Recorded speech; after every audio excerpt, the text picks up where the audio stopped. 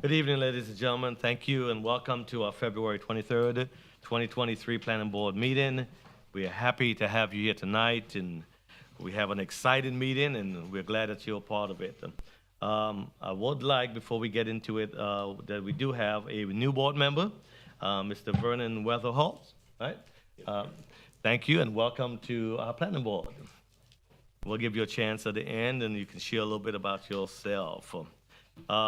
We are going to go with a 3-minute, so if you come up to speak, so make sure that you know that you have a 3-minute limit, and we'll keep that across the board. If you wish to speak, make sure you fill out one of these green forms and hand it to our secretary. Thank you very much. Ms. Vanessa, may we have roll call, please? Mr. Bahu, Present. Mr. McLean, Here. Mr. Newman, Present. Mr. Robinson, Here. Mr. Servants, Ms. Washington, Mr. Weatherholtz. Here. You have a quorum. Thank you very much.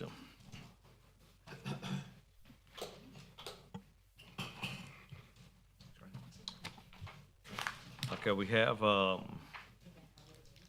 you have the minutes from our last meeting. Are there any corrections, any changes or anything? If not, may I have a motion, please? Move approval, Mr. Chairman. Second. Okay, we have a motion properly second. All those in favor, let it be known by saying aye. Aye. Aye. Opposed have the same right. It carries. Thank you very much. May we read, Ms. Vanessa, may we read item number 4 for me, please? Integrated LPGA Phase B Major Subdivision Preliminary Plat DEV 2021-126 Quasi Judicial Hearing. Thank you very much. May we hear from staff, please? Good evening, Planning Board members. My name is Paula Long. I'm a planner here with the city. It is a pleasure to be here and to see you all once again. Welcome, Mr. Weatherholtz. Tonight, I am here to present a request by Michelle Wittick, PE of Zev Cohen and Associates Incorporated, on behalf of AG EHC2 LEN Multi-State 1 LLC, the property owner, to approve a preliminary plat for phased 276 lot subdivision, along with the associated utility, infrastructure, stormwater, conveyance, and treatment systems for LPGA Integrated Phase B. The site is generally located to the north of the intersection of LPGA Boulevard and west of the International Speedway Boulevard. The aerial view does show that the site is currently vacant and undeveloped. It's currently zoned as Planned Development General, surrounded by the same to the north, east, and a portion to the west, with single-family residential for the balance of the west and to the south. The project holds a future land use of retail, level 2 and level 1 residential, with a small portion of golf. Also surrounded by that is a small portion of golf on the northeast corner, with the balance being level 1 residential to the north. West of the subject property is a combination of level 1 and level 2 residential, along with retail, and east of the subject parcel is a combination of level 1 and level 2 residential. Here you can see the outline of the preliminary plat. This was included in your packet. The proposed major preliminary plat development is consistent with Article 7 of the Land Development Code, subject to the LPGA Plan Development Agreement. Approval of this preliminary plat will allow the applicant to move forward with the final approval process, the final plat approval process. Staff recommends approval of the major subdivision preliminary plat for the integrated LPGA Phase B, allowing a 276 lot development on 130.31 plus or minus acres of land. A majority vote of the planning board members present and voting is required to recommend approval to the City Commission. This concludes my report. Okay, are there questions for staff? Mr. Mr. Chair, Robinson? I was looking at your report, and it's a good report, don't get me wrong. Thank you. What I don't see addressed is the environmental impact, like the animals that's within that area. And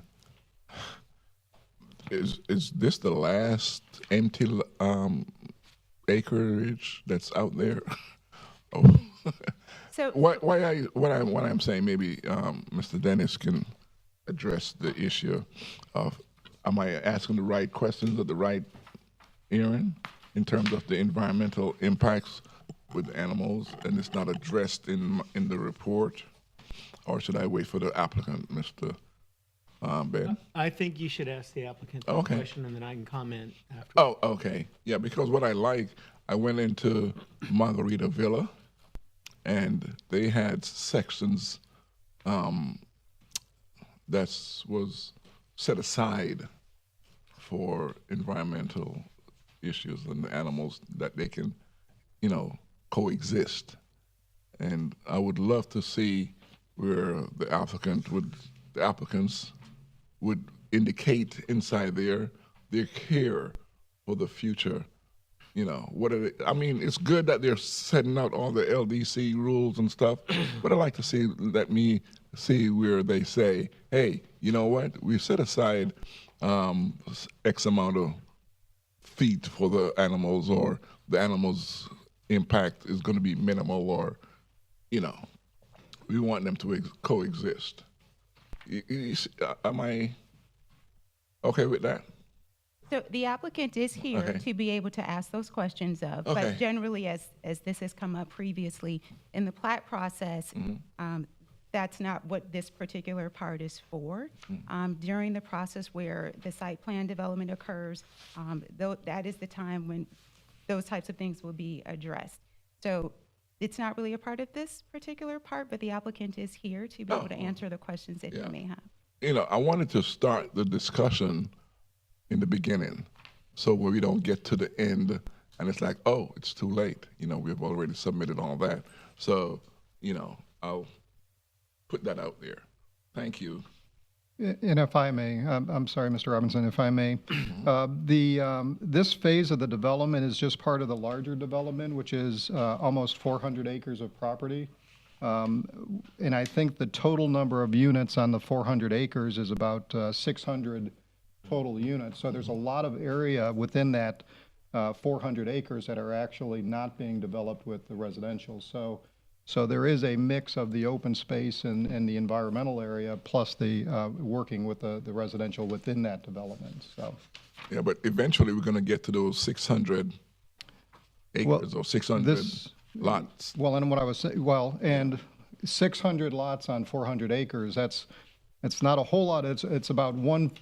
Just doing math real quick. It's about 1.5 dwelling units an acre, which is very low. I mean, the single-family residential development or the level 1 residential development allows up to 8 dwelling units an acre.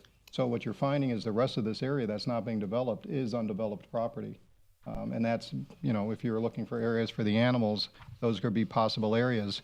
A reminder on the areas for the animals, though, and I was just having this conversation, we've got about 10,000 acres that are preserved on the west side of the city, on the other side of LPGA, that was always intended for open area for a lot of the animals to be able to have places to prosper. So Yeah, it's just that we're evicting them from one area Well- and moving them over. we have areas for the people, we have areas for the animals. Sometimes it's not great to mix them, but Thank you. Other questions? I just have one quick question. I was looking here. I was looking at 130 acres plus minus acres there, 276 homes. Any ideas lot sizes? That would be something I can ask the applicant, but that would be something that I would be interested in. And then would that, within that particular amount, I understand the 600 acres and all that, but would we meet the required setback without doing lots of variance? Did we look at that? Well, Mr. Chair, and I'm sure that staff will confirm this, but when the preliminary plat comes in, it's reviewed for compliance with minimum lot size requirements, which in this case were established by the integrated LPGA PD agreement. And that's already been determined. That agreement has been approved and been in place for a while. Understood, but the sizes are not listed in here, so I was Yeah. asking that question. Well, and then also when we talk about the setback requirements, that'll all be done during the permitting Understood, process and to be in compliance with the code. Okay, understood that. Thank you. All right, may we hear from the applicant? Jessica? Yeah, okay. Good evening, Jessica Gallo, Cobb Cole Law Firm, 149 South Woodward Avenue, Daytona Beach, Florida. I've heard the questions, but I like to always do my fun fact for plats. So my fun fact for this one is that this is a property, if you guys remember when we reviewed, bridges the gap on the Grand Champion Boulevard extension. And so it creates that cut through from LPGA to ISB without having to hit that intersection. So we're really excited about that from a road improvement and transportation side. And they're going to be, working to put that signal in at Grand Champion and ISB, which is also really exciting. So there's your fun fact. On the questions, and I love that I'm not going to say I know you guys, but I had already written those down before. So on environmental, I just wanted to touch on that. The PD sets forth an open space requirement of 20% required. For this phase, we're over 50%. So we knocked that out, 50% open space. I think it's actually 60 up in that number. For open space within this development. So like Dennis said, it's 276 lots on 130 acres. For this phase, that's a density of around 2 units an acre, so about a quarter of what's allowed under the lowest land use on this site. I think level 2 residential allows up to 20 units an acre, so there's quite a wide spread here, and we're very, very well below all of that. Also, a portion of this site has about 300 feet, that's the FPL easement, and that's not what it's created for, but the unintended side effect of that 300 feet is a really nice wildlife, corridor movement area there. So that helps as well. So that is just quickly on environmental. We can do follow-ups. On lot sizes, I had written down here, they are 40 and 50 lots. There's 141 40-foot wide lots, 135 50-foot lots, which complies with the PD standards. And that's what I had written down, and we're here for questions. Are there other questions for the applicant? Yes, Mr. Chair. Okay, Mr. Robertson. What is the speed in the potential speed in that Grand subdivision? Champion? Yeah, in that subdivision. Because I was reading the other day about the panther that got killed, and how are you going to mitigate the loss of life in your subdivision? So the Grand Champion Boulevard will be a city facility, so I will let them answer that. I think it's a design speed of 35, but I don't know. Okay. Oh. Yeah. Yeah. But it'll be a public roadway. We're just constructing it. Yeah, I don't have the answer for what the speed is going to be, but it'll be what, 25 miles an hour. 25. Still has it. Good. 25. 25. Okay. There you go. Suspecting 25. I lived in there myself. Other questions? Quick one, Mr. Chairman. Yes, if I may. Mr. McLean. The entity that the property owner here, the AG, EHC, blah, blah, blah, blah, blah, blah, where are they out of? Is it local? Yeah, I say, Mike, you wanna, we prepped them for this one too. Oh, Mike, just okay. so you know. You didn't look surprised. Represent for the applicant, Lennar Homes. We are a Florida-based company. I am based in Ormond Beach. I live there, have for 30 years or so, and I'll be controlling this project. So the entity is a holding company, but it's a Lennar entity. And just for the record, would you state your name and address, please? Mike McQuarrie, 6 Pine Valley Circle, Ormond Beach, Florida. Thank you. Thank you. Appreciate the information. I'll Thank be you. happy to answer anything. I know I have your green for. Okay. Any other questions? Okay. Thank Well, you. thank you very much. I do have a couple applicants. Of course, Mike, did you would like to say some more? Only need to answer any questions if required. Okay. You mentioned some of the environmental concerns. This property historically has been planted pines. Before we even controlled it, it was planted pines. So it's been, kind of worked, so to speak, not developed, but it's been worked in an agricultural sense. So it's not new to machinery and activity and things like that. So you, Mr. Chair. Go ahead.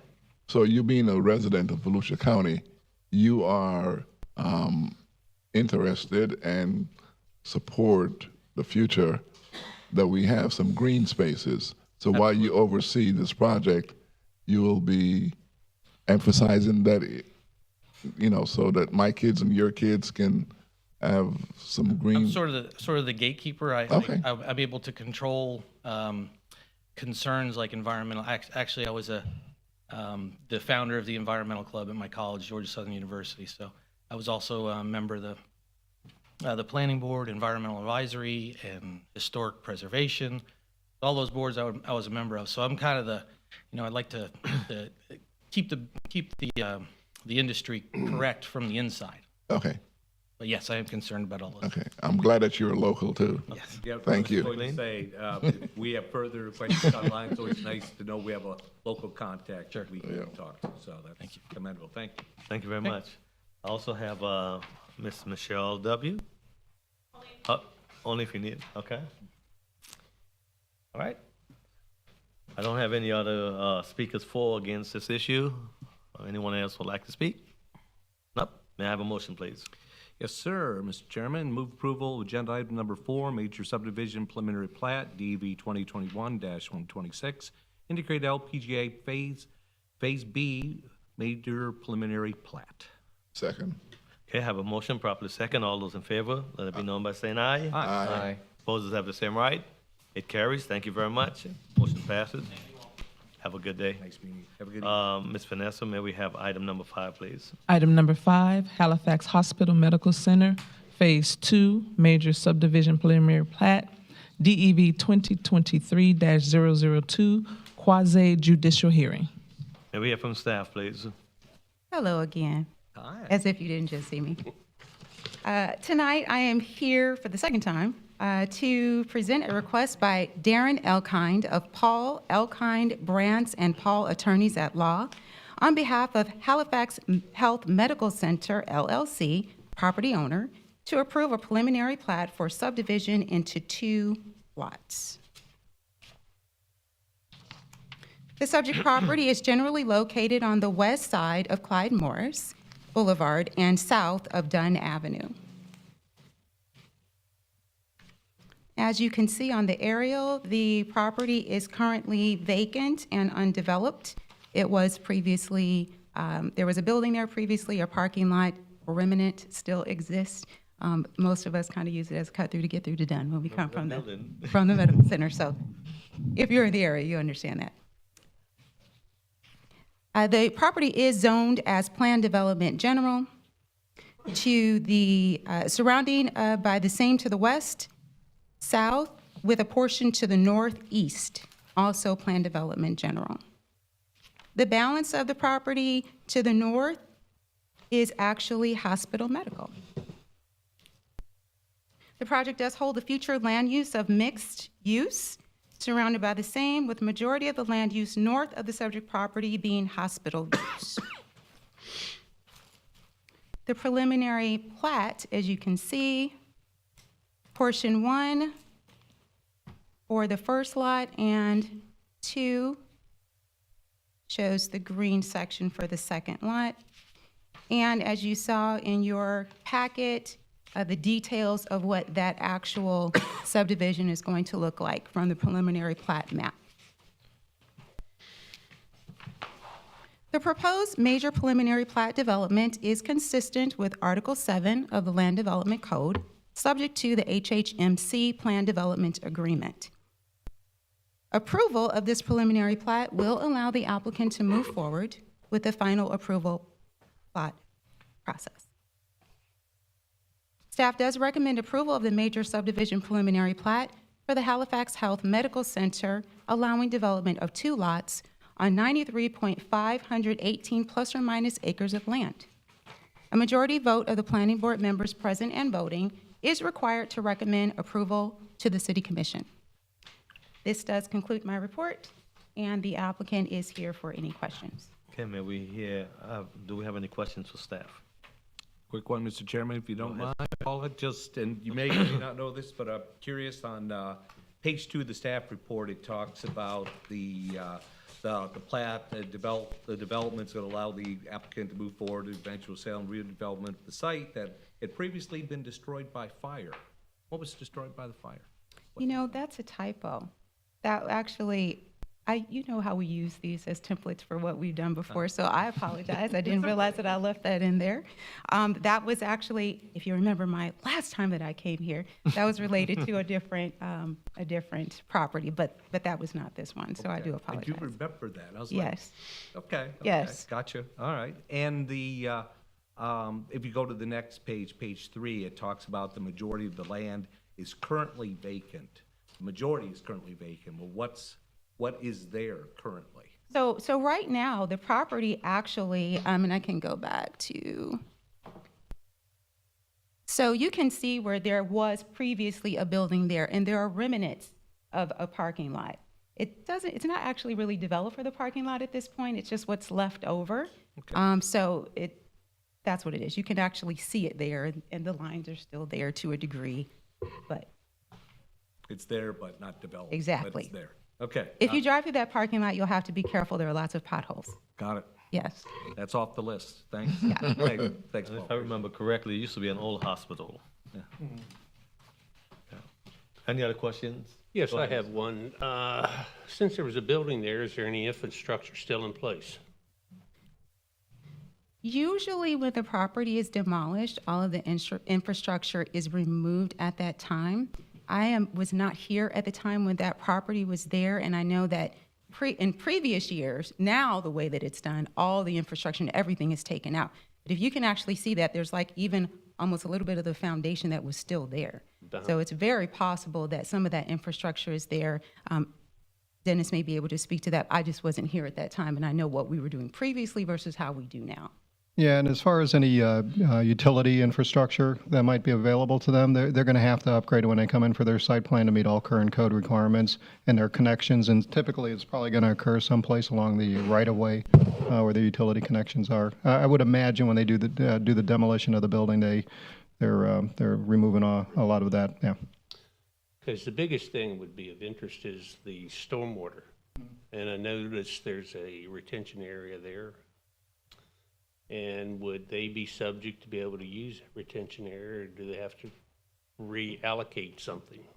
And maybe the applicants can speak greater on this, but this is part of the HHMC plan development, which has a master stormwater program with it. So when it does get designed, they'll be incorporating the master stormwater with their development to make sure that they meet all requirements.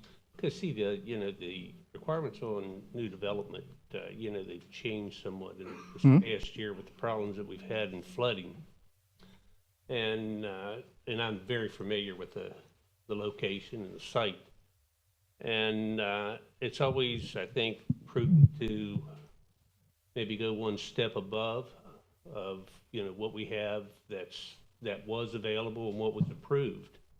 And with the surge in that area, it's possible that's something that we might want to look at more strenuously on the plating and the when they submit their final plan.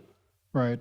But it's- Well, I can guarantee we'll make them meet all requirements, all current existing requirements for the stormwater when it does come in. As far as above and beyond, a little bit more difficult to require them to do anything above and beyond what the code requires, but But that's what I was thinking is possibility the city might in the future think of some of the areas that, not necessarily this one. I just am bringing it up since I'm new to the board and I really didn't know whether this was the proper place to bring something like that up. Yeah, if I can, Mr. Weatherholtz, I don't think it is because this is a quasi-judicial hearing during which this board is required to apply the criteria that have been established in the Land Development Code.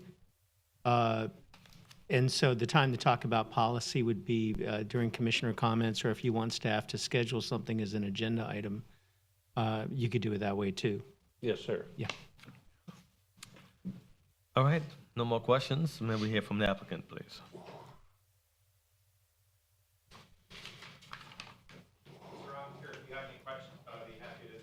Okay.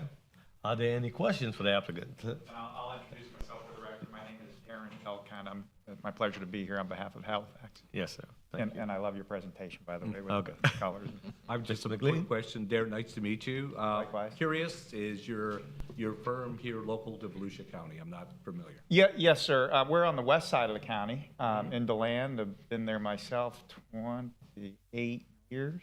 And I don't do much land development work for private landowners, but have the pleasure of doing a lot of work for Halifax, and so came over here for that one. Mr. Elkine is also the city attorney for the city of DeLand. As private counsel. Always- And I call Ben to get free legal advice. That's how he knows that so well. Well, Nothing is always free. like that. If we have opportunities for improvement, we know where we can find folks that have those discussions. So I appreciate it. Good to have you here. Yes, sir. And if I could, Mr. Weatherholtz, it's an area, there's plenty of space there. They're not trying to cram too much in, and there's a particular end user that's going in on the, I guess that'd be the west, that second lot, the smaller lot that's being created. It's a low traffic generation public use, and I think they'll address everything very well as they move through the site plan process. Yeah, thank you very much. Appreciate you Yes, sir. being with us. Are there any other speakers that anyone else would like to speak tonight? I don't have any other green forms for this item number. Yes, no? Okay. May I have a motion, please? Yes, sir. Move approval of agenda item number 5, major subdivision preliminary plat, DV 2023-002, Halifax South Medical Center, major preliminary plat. Second. Here we have a motion, properly second. All those in favor, let it be known by saying aye. Aye. Opposers have the same right. Motion carries. Thank you very much. Item number 6, please. Item number 6, Hyundai Genesis Site Plan, DEV 2022-105, quasi judicial hearing. May we hear from staff? All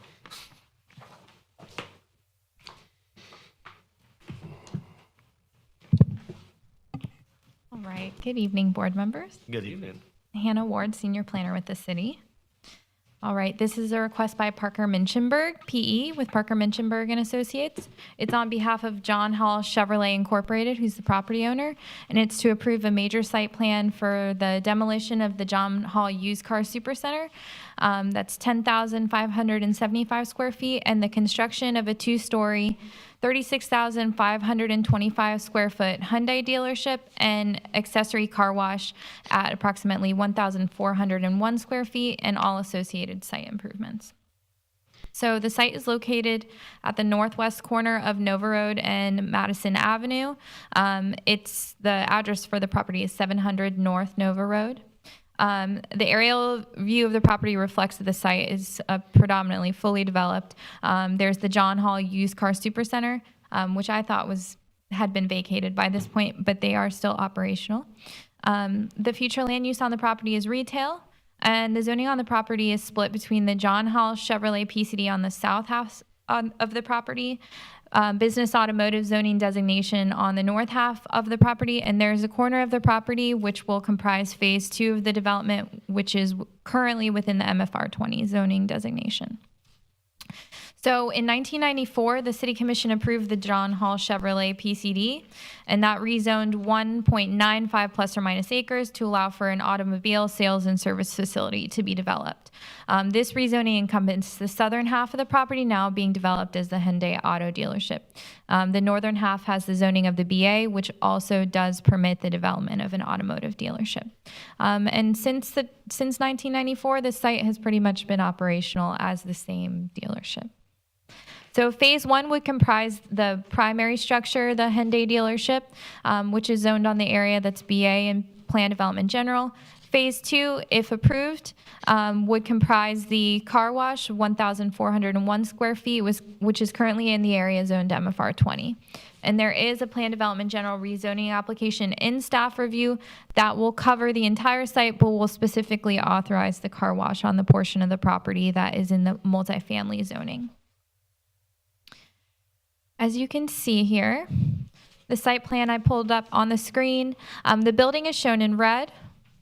Phase 2 is shown in blue in the northwest corner of the site. And then we have 4 access points, 2 located on Madison Avenue, 2 located on Nova Road. All right, I also have the landscape plan pulled up, which shows phase 2 again. I provided the plant list for you, Mr. Newman, because I know you had asked about that previously. And I just wanted to identify some of the improvements in this area. So there's some existing vegetation and a block wall that's proposed to remain in place along the western side of the property. The eastern side of the property is required to comply with the city's scenic thoroughfare overlay district requirements for Nova Road for a 25-foot landscape buffer. And then the north and south sides of the property provide the required land development code landscaping. A couple of the details about the project, I've run through a couple of these things. With regard to the building design, it's required to comply with the city's exterior color and design standards for major city thoroughfares, and those elevations are included in your packet. With regard to parking, they have proposed an LDC compliant amount of parking that will include on-site parking as well as off-site parking in the area that was just recently zoned to the Hyundai Genesis PD.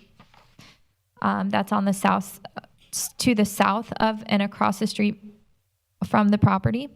The landscaping complies with the 25-foot scenic thoroughfare overlay district requirements for Nova Road, and the signage is required to comply with the PD or the Land Development Code district sign schedule that regulates the northern portion of the property. So as you can see here, I have the elevations for the dealership. The front elevation is facing Nova Road. The south side elevation would be facing Madison Avenue.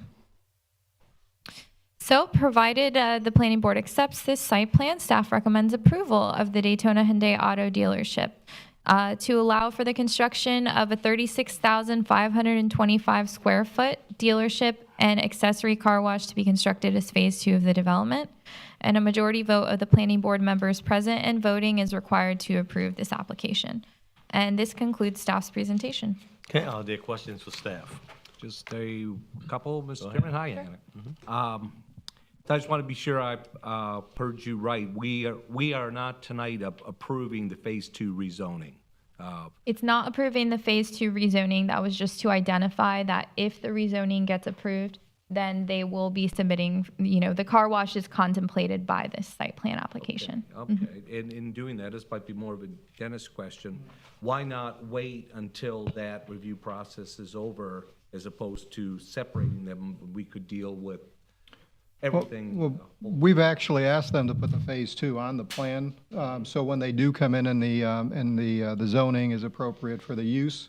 The car wash is 1,400 square feet, which is something that can be approved administratively by staff anyway, but we wanted the planning board to see that with the larger development to see how it all work together. Wanted to hear staff administratively. Thank you. This is probably a question for Dennis also. Since there was a building in place, a automobile parking area and service and everything, do they have to have a new environmental plan study before they build another structure on that? I'm going to have the applicant, Parker, the engineer, talk about that. Mr. Parker? Yes, sir. Good segue. Good evening, Planning Board. Parker Minchenberg, 1729 Ridgewood Avenue. First, thank you, Hannah. Excellent report. This is an existing dealership that basically they're going to tear down and build something new and better. With any site plan that we do in Daytona, anywhere in the county, we basically have to do endangered species reports to see if there's gopher tortoises or scrub jays if you're beachside. So that's occurred for this site. And being that it's pretty fully developed, there's not as many critters as if it was a vacant site. But yeah, we had to do an environmental report. What about oil environmentally as far as parking vehicles on anything, parking that does service on vehicles? Usually, if you're purchasing a piece of property, especially if you have a mortgage, the bank requires it. You have to do what's called a phase 1 environmental. And then if they go with the phase 1, they look at the history of the site.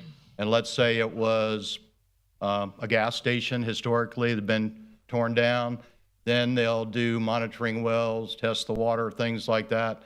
But being this is a car wash that is not being sold, it's just being redone, there's no real requirements to do any of those type studies. And this isn't a permitting issue. Under state and federal law, a property owner who buys property that has underground contamination is liable for the cleanup, whether that property owner did it or not. And so that creates an interest in the marketplace to find out about those issues before you buy, because sometimes the cleanup can be a lot more expensive than And that the was cost sort of of the property. my point. If there's a bank involved and they're going to be lending money on a new project, you know, the building gets built, and let's take a car dealership out of it, you know, it's a new office building, and the bank, you know, has lent money on it, and then the developer skips town, and the bank's sitting there with a mortgage, they got a big problem. So usually, if there's financing, they'll do that phase 1, phase 2, but it's not a requirement of the city. And my office, we get involved in a lot of studies, everything from environmental to traffic studies, but I rarely see the phase 1, phase 2, because that's not really what we do. Because, see, you know, we've had problems in the past here in the city with car dealerships, and I'm sure you're well aware of what I'm relating to. And I was just wondering if it was a requirement or if it was something that the city has thought about. I haven't run across that. Good question, but I haven't run across it in 39 years of doing this. So. Okay, Mr. Robinson. Is the car wash, is it public access or? No, is it this for would customers? be, yeah, you know, you would come in and have your car Okay. serviced, and then they give it back to you cleaner than you brought it. Okay. Well, you know, when you said car wash, I was thinking. No, of you another- wouldn't be able to just drive in and Okay. say, you know, give you $5 and run my car through it. Not that kind of. Okay. No, he can. You can, he said. Okay. Any other questions? Thank you all. Thank you, sir. Mr. Parker was the only green form I have. Do I have anyone else that would like to speak for this item, for or against? Oh, he's just waving. He's just saying hi. May I have a motion, please? Sure, Mr. Chairman, move approval of agenda item number 6, major site plan approval, DV 2022-105, Daytona Hyundai Auto Dealership. Second. I have a motion, properly second. All those in favor, let it be known by saying aye. Aye. Opposed, have the same right. It carries. Thank you very much. Have a wonderful evening. May we have item number 7, please? Item number 7, Tomoka Town Center Large Scale Comprehensive Plan, Text Amendment, DEV 2022-136, Legislative Hearing. Oh, okay. And also, figured, Doug. Would you read also item number 8, and we're gonna go ahead and hear them at the same time. We'll vote for them separately. Item number 8, Third Amendment to Tomoka Town Center Plan Development General, rezoning, DEV 2022-135, quasi judicial hearing. Okay, thank you very much. May we hear from staff? Doug Gutierrez, planner with the city. This is a large-scale comp plan amendment request by Rob Merrill, Cobb Cole, on behalf of Jeff Preston, North American Development Group. The site is generally located southwest of the intersection of Cornerstone and Williamson Boulevard. Property is currently underdeveloped. The northernmost part of the property abuts Cornerstone Boulevard, and the easternmost of the property abuts Williamson. The southernmost boundary of the property abuts a multifamily development, and the westernmost boundary of the property abuts Tanger and Boca Town Center. And there's your location map and the aerial showing, you know, what's developed and what's undeveloped. This is a text amendment to a neighborhood policy, neighborhood S. Parcel is a portion of a larger property that's subject to the Boca Town Center Plan District Agreement and is identified as Parcel 2 and Parcel 3, which consists of 69.6 acres. The applicant proposes amending neighborhood S, issue J, to permit an additional 175,000 square feet of non-residential development within Parcel 2 with the equivalent reduction in Parcel 3. The proposed text amendment ensures that the mixed-use development results in 0 additional trips and the current future land use is mixed use and interchange commercial.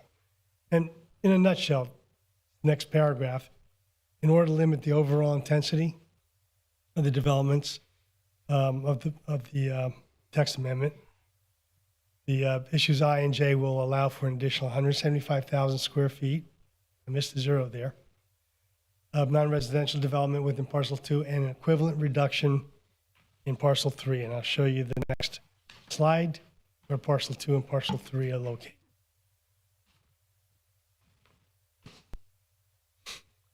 The amendment to issue I, policy 2, is adding except as modified by issue J, policy 4 herein. And then issue J, policy 4, basically just says the same thing that it's very convoluted, but basically saying 175,000 square feet on one parcel and reduced from the other parcel. Added this exhibit to give you an idea of what all these parcels are. They have parcels within parcels. And then this exhibit shows you the floor area ratio, taken from one parcel to the other parcels. This is the current zoning, which is PD, and the current land use, which is mixed use to the east and interchange commercial to the west. The proposed amendment to Neighborhood S will result in zero net impact to water, potable water, wastewater, and drip generation. Staff finds that the large-scale amendment is consistent with the comprehensive plan, does not represent urban sprawl, and the city has available capacity. Based on staff analysis and review, the proposed amendment to Neighborhood S, issue J, adding policy 4 to permit an additional 175,000 square feet of non-residential development within parcel 2, equivalent reduction in parcel 3 appears to meet the criteria of the proposed amendment. Excuse me. Majority of the planning board members present and voting is required to recommend approval of this policy matter to the City Commission. Item is tentatively scheduled to be heard by the City Commission first reading on April 5th for transmittal, and then second reading, the public hearing for approval subsequent to state and county. This concludes my portion, my presentation. Hannah will do the zoning portion. Okay, thank you, Mrs. Hannah. Over here, and this is item number 8 you'll present. Right. Hannah Ward, Senior Planner with the city. So this is a request by Rob Merrill with Copcol. It's on behalf of Tomoka Town Center 2 LLC, Tomoka Town Center 3 LLC, and Tomoka Town Center 4 LLC, who are the property owners. It's to amend the Tomoka Town Center PD, consistent with the comprehensive plan amendment that you all just heard, to increase the maximum non-residential square footage from 250,000 square feet for parcel A to 425,000 square feet. So I also wanted to identify there's a little bit of a typo in the project description, if you all didn't notice, for the square footage, but this is the correct amount. I think the numbers on the 200,000 and 400,000 got switched, flip-flopped. All right, so the site is located on the east of I-95. It's south of LPGA Boulevard and west of Williamson Boulevard. The site's currently vacant and partially developed. And I just wanted to highlight the location of parcel A on the screen. It's the non-contiguous piece of property in between Cornerstone Boulevard and I-95. The current zoning on the property is Plan Development General. It's within the Tomoka Town Center PD. The current future land use is interchange commercial and mixed use. And just a little bit of history about this PD. It was originally approved in 2017 for a mixed use development that included retail and residential uses on 118 acres. They came back in 2019 to approve the first amendment, which increased density, it reduced some of the floor area ratio for non-residential uses, modified development criteria, and then also provided a more detailed sign plan. In 2021, the second amendment was approved, and that increased density from 550 dwelling units to 719 dwelling units. Now they've requested the third amendment to the PD, which would increase the maximum non-residential square footage for parcel A from 250,000 square feet to 425,000 square feet. This excludes parcel A7 of that area and A8. A7 is developed with the rooms to go, and A8 is presently under construction with Ashley Furniture. And this would be consistent with the large scale that they have submitted. So provided you all accept the amendment, staff recommends approval to increase the maximum non-residential square footage for parcel A from 250,000 square feet to 425,000 square feet. A majority vote of the planning board members present and voting is required to recommend approval to the commission, and the item is tentatively scheduled to be heard by the commission for first reading on April 5th, 2023, and the second reading will follow the transmittal of the large-scale comprehensive plan amendment to DEO and VGMC. And this concludes staff's presentation. Okay, item 7 and 8, do we have questions for staff? Okay, Mr. Dean, and then Mr. Robinson. No, go ahead. Oh, thank you, thank you. Oh, okay. This might not be fair because you guys have split it up with 7 and 8 with Frank, with Doug doing 7 and Hannah doing 8. But we're looking at the same parcel here, one being a plan amendment, one being a rezoning. And I'm looking at page 2 of both staff reports under land use and zoning table. And maybe something I'm missing. I would think all else being equal, those two would be identical because we're talking the same piece of land. And when I look at the two, they're not. And I'm just curious if there's perhaps something I'm missing or I'm paying too close attention to this stuff. I don't have the other staff report in front of me. I Do had you a want feeling this is to going to be identify challenging for you guys. what issues are? The comp plan report lists the property to the south as being PDG. The rezoning report listed as having 2 zoning designations. And then there's also a difference in the label regarding the property to the west between the two. Yeah. So if you look at the zoning map, the south of the property is the M4 zoning. Understood. I'm looking at the Land the use. tables for Okay. both. For instance, the site shows on item 7 undeveloped. On 8, it shows partly developed with the Tomoka Town Center. To the north, offices and undeveloped on 7.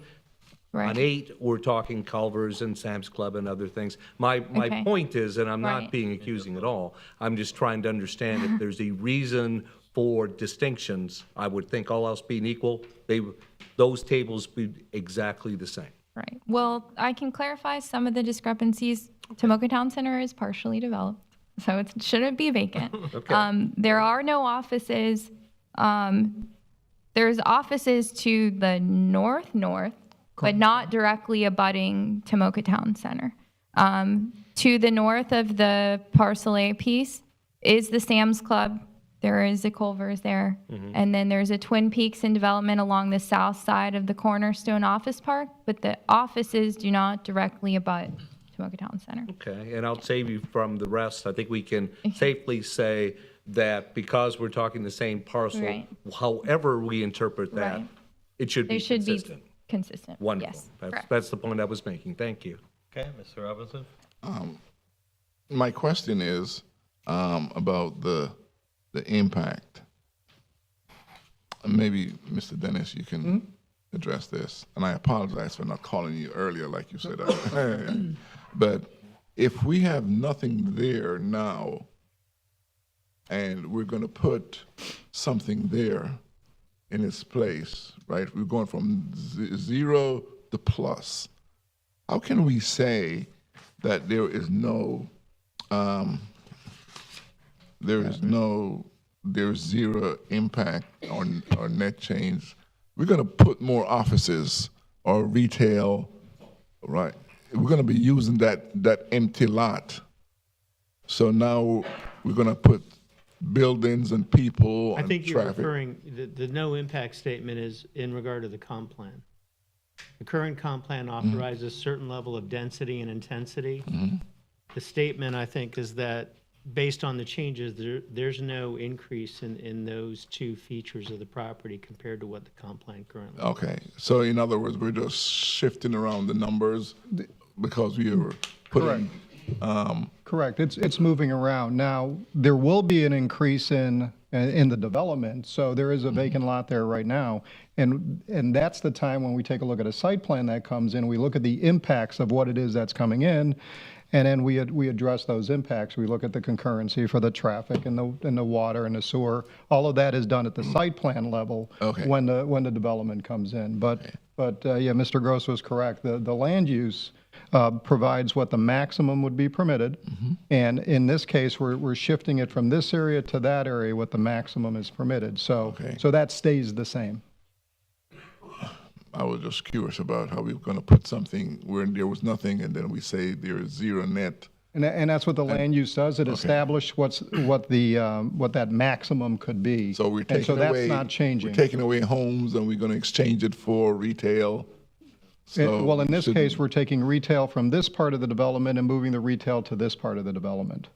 So it's just, when this was originally done, they had some ideas for how they were going to develop it, but as they move forward, the development plan changes a little bit. So there's an adjustment to where the intensities would go, and that's what this does. It moves it from this pile over here to this pile over here. Still within the Tomoka Town Center development, though. Okay, so there would be no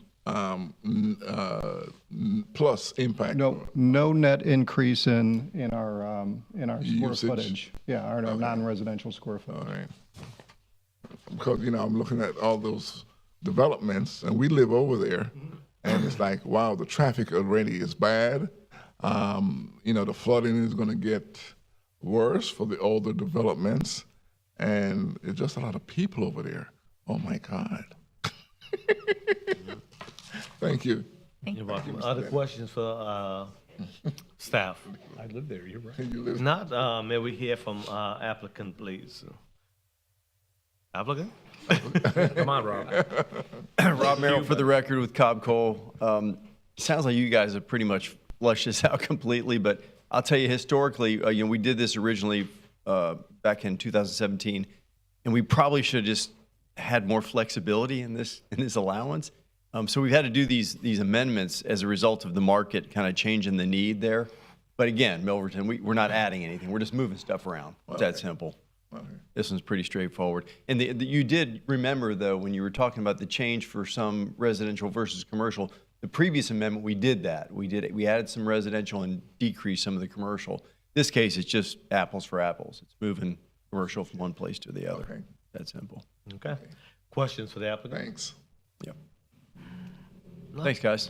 Glad to And by the way, thank you for being here. You guys don't get paid for this, I know. So appreciate your good work, especially your new volunteer. Thank you, Rob. Thank you so much.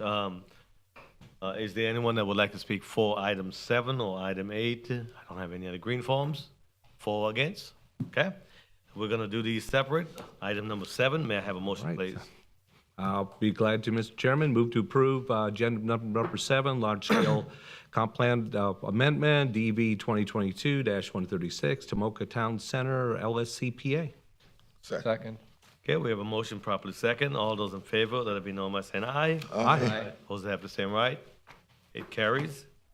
Item number 8, may I have a motion, please? Motion to approve agenda item number 8, quasi-judicial hearing, plan development general, PDG rezoning, DEV 2022-135, third amendment to Tomoka Town Center PD. Second.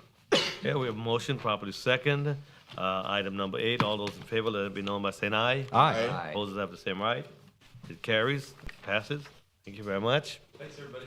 Thank you. Have a Hey, good Rob, night. have a good one. Good to see you. Item number 9, this is other business. We have downtown Blue Road redevelopment area board report.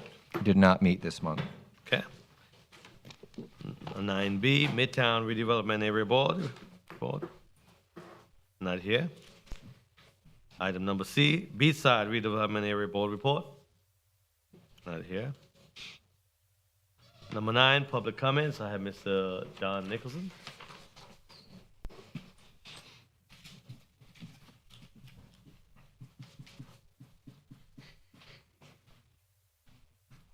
John Nicholson, 413 North Granbury Avenue.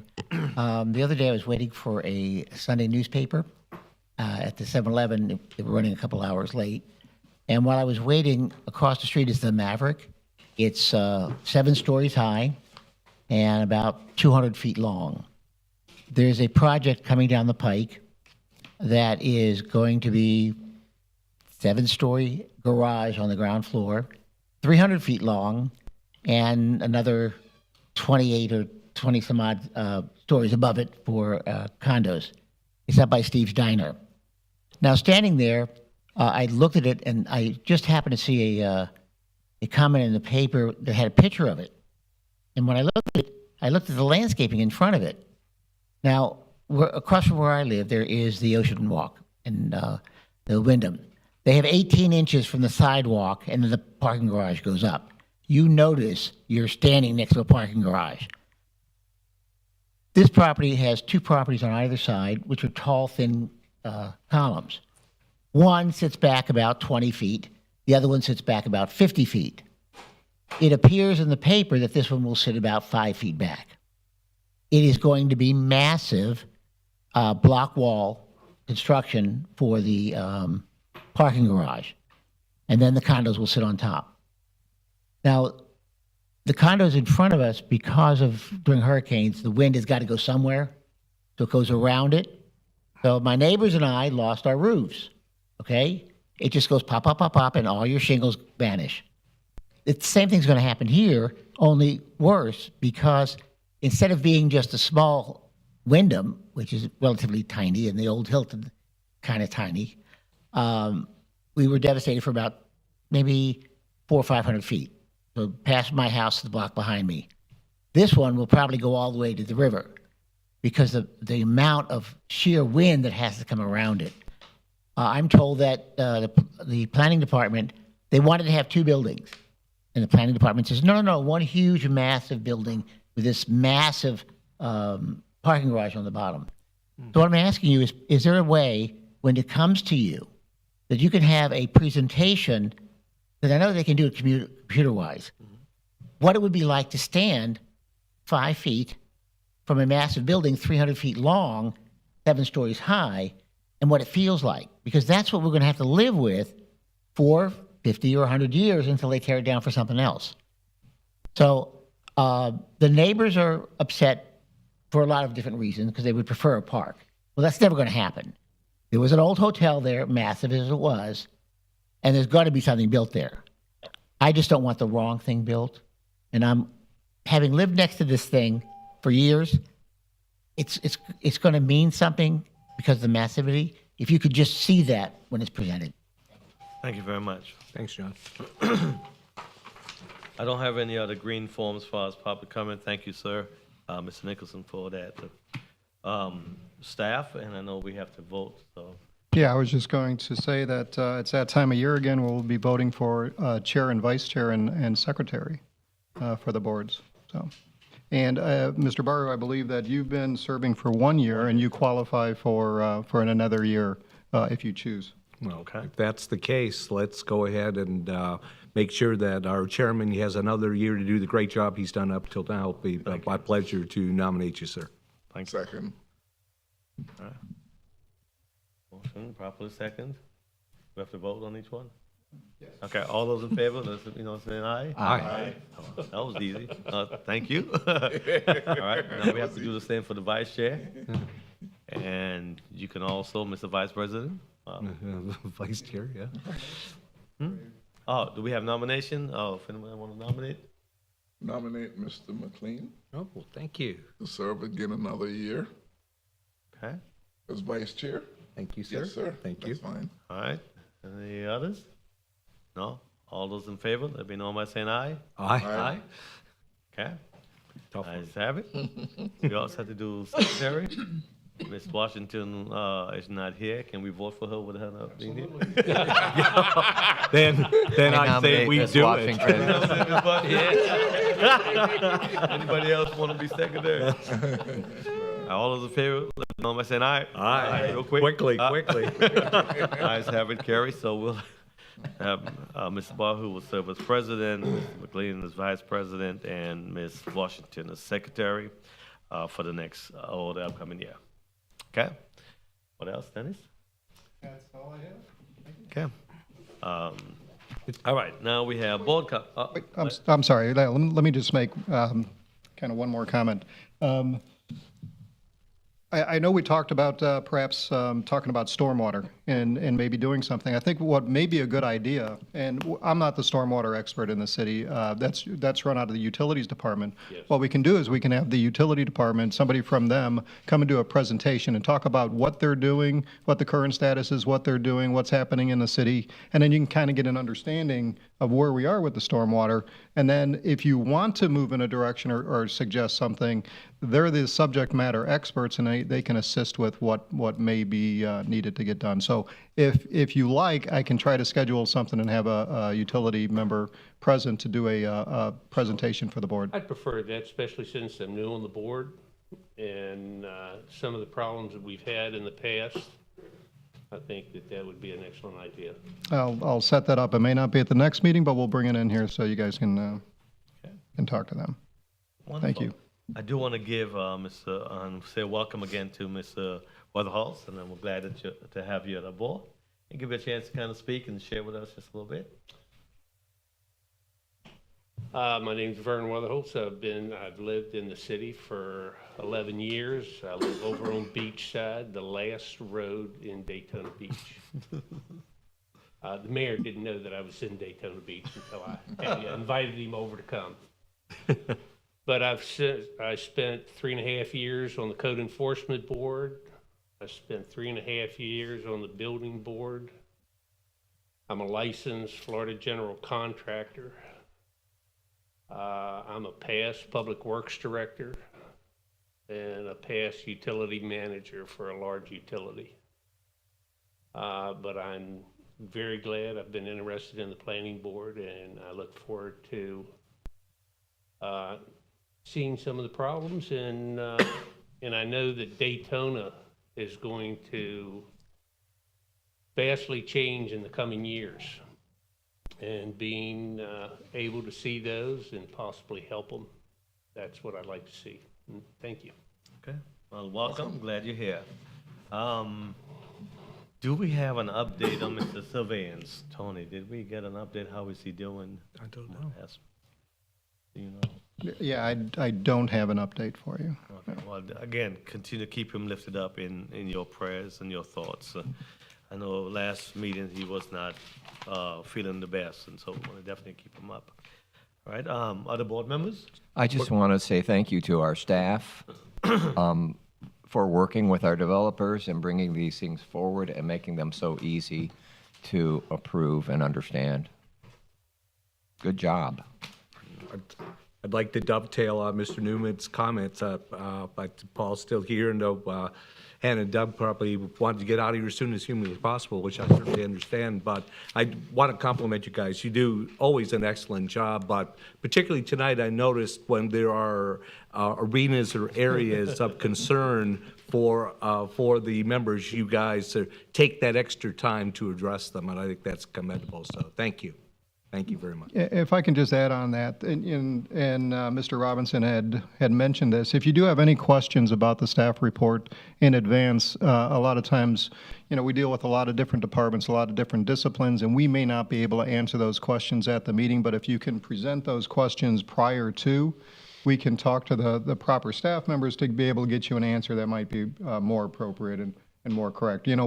We'd love to be able to answer all the questions. We just don't have the expertise sometimes because that's not our department to be able to answer those questions. But if you get them in advance, we can talk to the professionals to be able to do that. And sometimes it might be bringing one of those staff members to the planning board. I know they would love to come to the planning board, some of the other departments, and be able to answer some of the questions as well. So, Well, I found the questions, particularly this time, the questions that arose as I was reading this were then answered in the paperwork. Good. So, good job. Very detailed. Mr. Robinson? Mr. Chair, I'd like to address the issue of,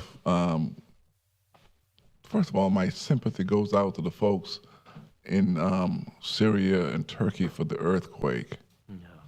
It's like we are, it's worse than the hurricane that we suffered. Yeah.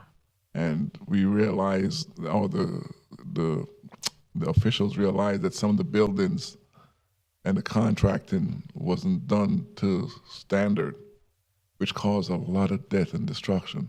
So we have a responsibility not only to our community, but to ourselves, because we might end up in one of those subdivisions of building, to make sure that they do meet and exceed our standards. And, and the war torn in the Congo that still goes on in Ukraine. But I also want to bring up to the board attention and to the community the gun violence.